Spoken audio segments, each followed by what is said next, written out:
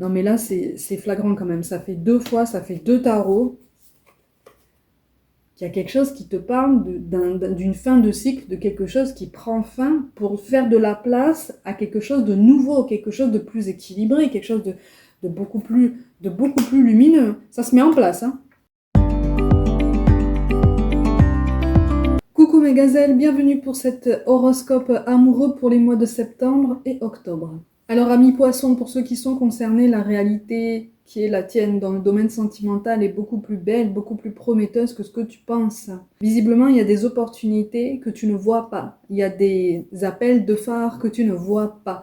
Sur septembre et octobre, à titre indicatif bien sûr, il y a une personne qui pourrait essayer d'attirer ton attention, qui pourrait essayer de se rapprocher de toi, de te faire passer des messages, mais tu ne vois pas cette personne, ou en tout cas tu ne la reconnais pas comme telle. Il y a une forme d'indécision. C'est comme si tu hésitais entre deux personnes, comme si tu hésitais entre deux situations.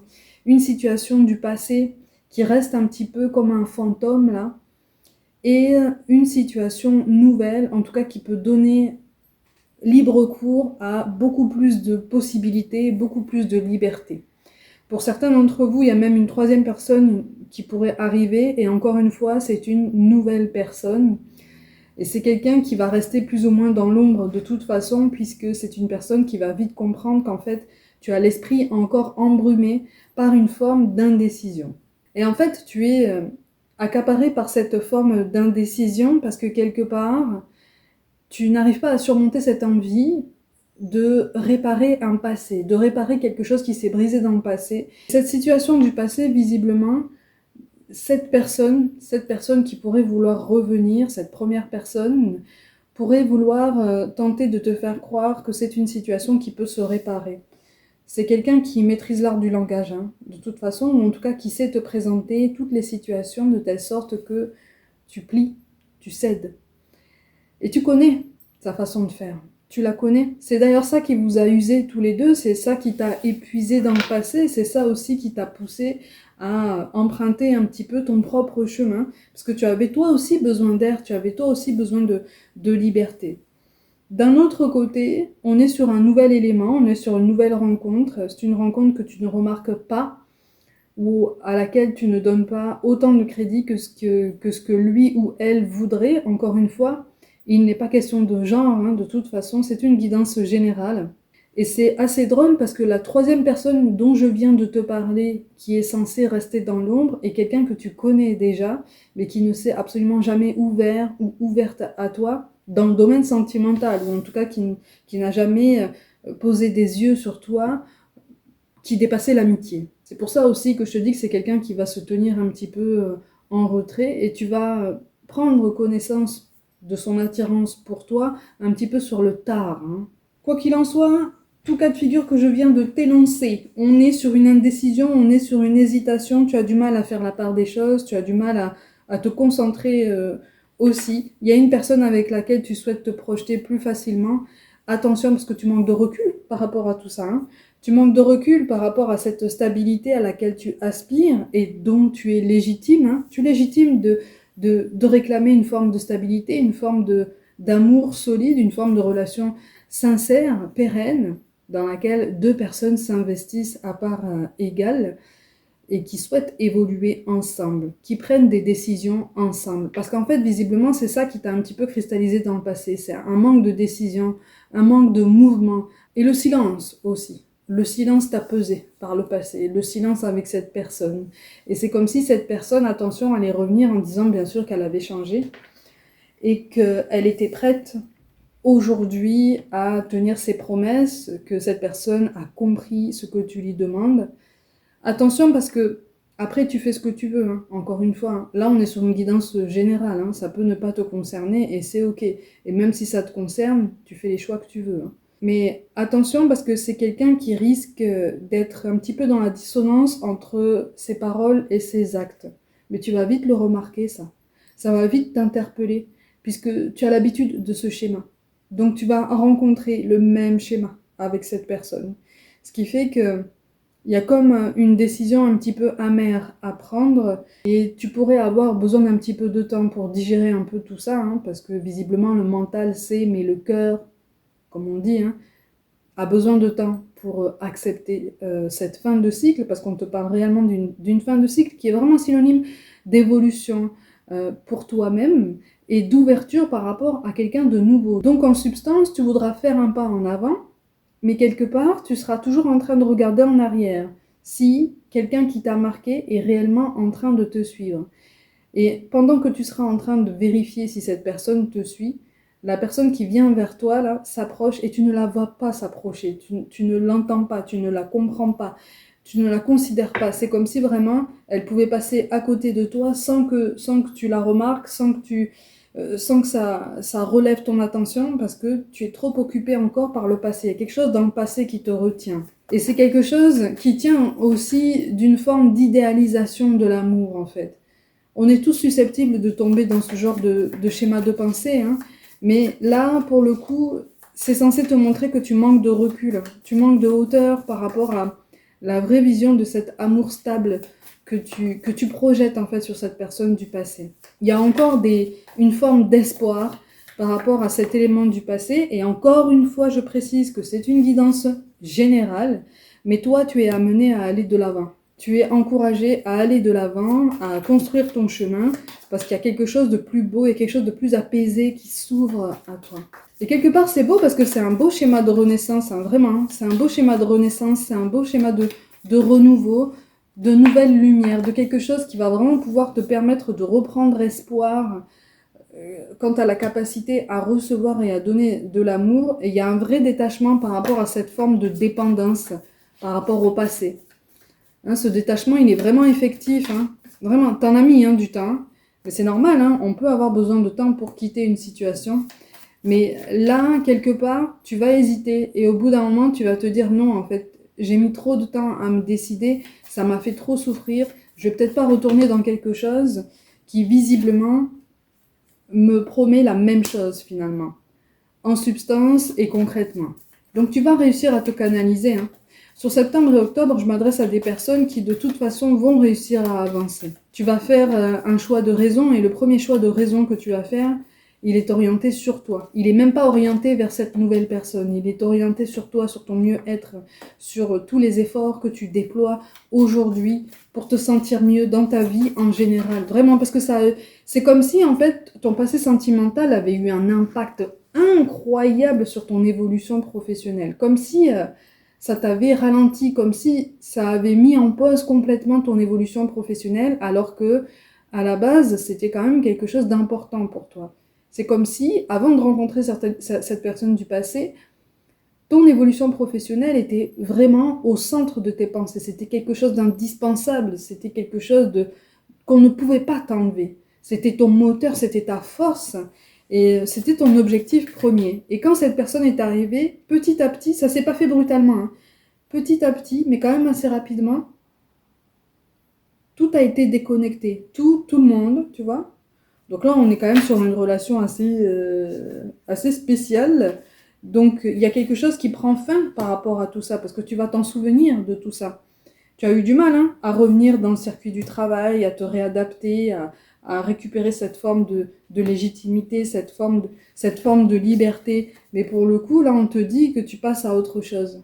Tu passes à autre chose et tu laisses la place pour quelqu'un d'autre. Ou en tout cas, tu fais de la place déjà en toi-même pour ce renouveau et pour te sentir beaucoup plus confortable dans tes relations sociales générales, hein. Donc là, ça peut même s'étendre vraiment à l'amitié et aux relations familiales. C'est beau quand même, hein. C'est vraiment beau, hein. Si tu veux faire un point avec moi à ce sujet, n'hésite pas à cliquer sur le lien en commentaire épinglé. Mais effectivement, il va y avoir une communication par rapport à ce nouvel élément du passé, cette nouvelle personne qui arrive. C'est une nouvelle personne, encore une fois, que tu ne connais pas et qui risque de t'étonner, hein. On a le G, le R, le J aussi qui ressort. Alors la lettre J, elle ressort depuis le début de la guidance. Ça clignote en grand comme ça. Donc c'est soit dans ton identité, soit dans la sienne, mais visiblement, ce nouvel élément-là est très intéressant pour justement te redonner de la force, pour justement te redonner confiance en cette capacité à évoluer en amour. T'as pas tiré un trait sur ça, hein. T'as pas tiré un trait, hein. Tu y crois encore. Et en fait, ce qu'on essaie de te faire comprendre, c'est que Il est tout à fait bon d'y croire encore. Mais il faut faire des choix aussi. Des choix qui sont centrés en premier lieu sur ton bien-être et sur ton équilibre. Et on t'appelle à reconnaître les critères qui te font du mal, ou en tout cas qui t'ont déjà fait du mal, et à faire un choix sur ça. Parce que c'est en faisant un choix définitif sur quelque chose du passé que tu vas pouvoir faire de la place pour quelque chose de bien meilleur. Et tu vois, on te parle d'évolution, hein, d'accord? On te parle d'évolution, on te parle de quelque chose qui va pouvoir s'officialiser avec quelqu'un de beaucoup plus équilibré, quelqu'un qui fonctionnera un petit peu sur les mêmes énergies que toi, hein, quelqu'un qui fonctionnera sur les mêmes attentes aussi. Donc ça sera possiblement un signe d'eau aussi.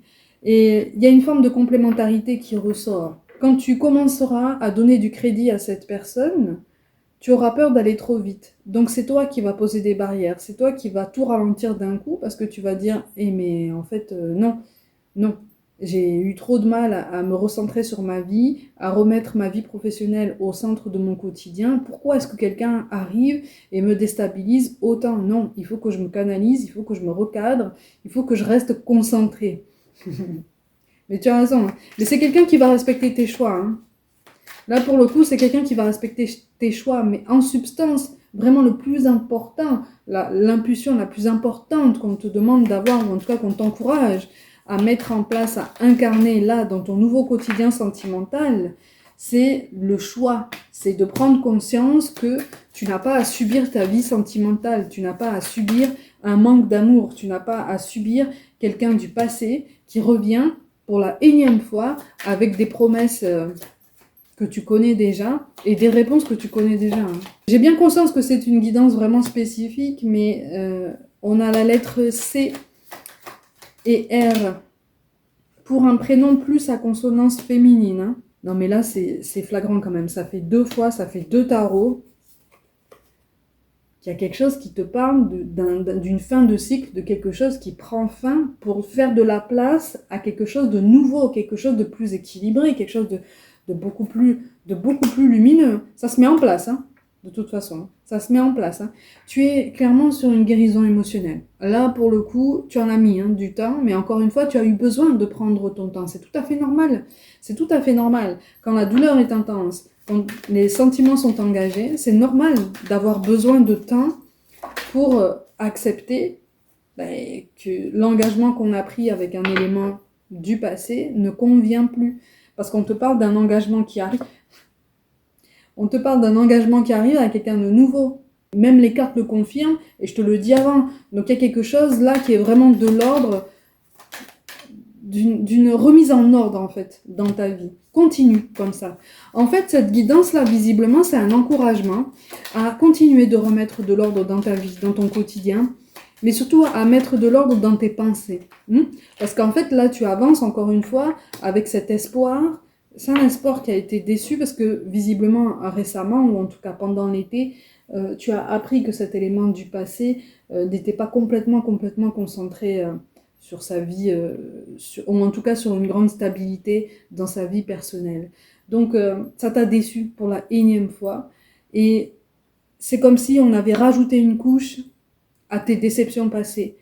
Mais tu veux tellement y croire à l'amour que tu ne fais pas la différence entre l'amour en général et cet amour-là. Et c'est cette nuance qu'on essaye d'amener à ton attention, non pas pour te faire du mal, hein, mais justement pour t'encourager dans le processus que tu as déjà engagé. Je m'adresse à des personnes qui commencent déjà, qui ont déjà commencé justement à travailler sur leur élévation, sur leur mieux-être, sur le fait de se sentir mieux dans leur peau. Donc cette rencontre, elle arrive, hein. On a les lettres A, N et H qui ressortent dans l'identité de cette personne. Le mois de mai ressort comme un mois significatif. Ça peut aussi être le mois pendant lequel, donc mai 2026, donc mai dernier, mois pendant lequel tu as traversé une grande douleur par rapport à cette relation du passé, et c'est comme si vraiment ça avait marqué un déclic par rapport à cette nouvelle vie, par rapport à cette nouvelle impulsion que tu avais déjà commencé à mettre en place dans ta vie pour plus de stabilité. On te parle d'un foyer plus heureux, on te parle de quelque chose de plus stable au quotidien, parce que tu le recherches, et puisque tu le recherches et que tu mets en place ce qu'il faut pour le trouver, tu vas le trouver. Simplement, regarde devant toi. Regarde où tu vas. Regarde où tu vas, parce que c'est tout droit qu'il faut regarder. Là, pour le coup, c'est clair, net et précis au niveau de cette guidance. Là, il y a quelque chose qui fait que ça pourrait arriver plus vite que ce que tu penses, surtout quand tu seras concentré au maximum sur ton indépendance, sur ton autonomie, aussi bien matérielle que émotionnelle et affective. Cette personne va popper et tu vas la regarder évoluer. Tu vas prendre peur parce que tu vas avoir peur de t'attacher super vite à cette personne. N'hésite pas à lui communiquer, n'hésite pas à lui partager cette peur. C'est pas quelqu'un, encore une fois, qui va te forcer à quoi que ce soit, c'est pas quelqu'un qui va insister pour faire valoir sa cause à tes yeux.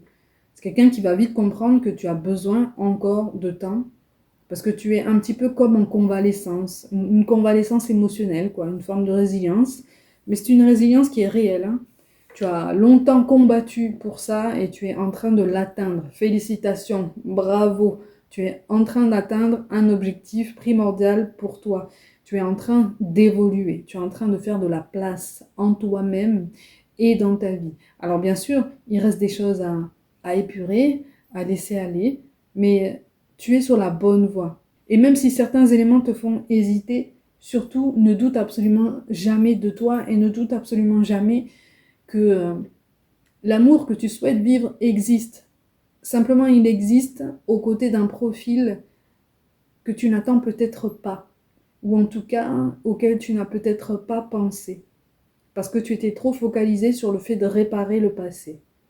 Donc, il y a quelque chose qui arrive, qui est beau, qui est équilibré, et c'est quelque chose qui peut prendre le temps de s'installer. Encore une fois, c'est quelqu'un qui peut attendre. En tout cas, c'est quelqu'un qui peut respecter ton besoin de tranquillité et ton besoin d'y voir plus clair dans ta vie pour savoir si oui ou non tu souhaites réellement essayer d'avancer à ses côtés. C'est une personne qui est quand même assez ouverte d'esprit, donc n'hésite pas à lui en parler, à lui en faire part, parce qu'il y aura beaucoup de compréhension, beaucoup de gentillesse, de douceur et surtout du respect mutuel. Et ça va te faire bizarre, mais ça va te faire du bien, en ce sens que c'est quelque chose qui va te redonner espoir. C'est un élément de plus qui va te redonner espoir en la suite. Mes gazelles, comme d'habitude, prenez soin de vous, croyez en vous pour toute guidance personnelle avec moi. Il te suffit de cliquer dans le lien en commentaire épinglé pour connaître mes prestations et mes tarifs et prendre contact avec moi. Je vous envoie tout mon soutien et je vous dis à très vite.